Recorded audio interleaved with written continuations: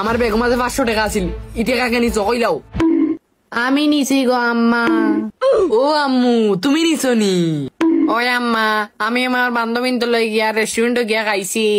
আচ্ছা আম্মু কোনো সমস্যা নাই, ডেইলি নিও তুমি। আমরে না কইয়া নিও কি তুমি, যে তো ইচ্ছা তো নিও।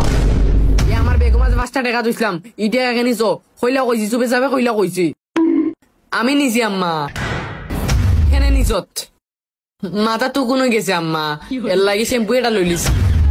মাই গো মাই, টাইম শ্যাম্পু মারাইন তোমার যেন খাওয়াইরাম, ফিন্দাইরাম, পরাইরাম, ইটাই তোমার পেট ভরে নানি। মাত্র 5 টাকা উত্তর নিছিলাম।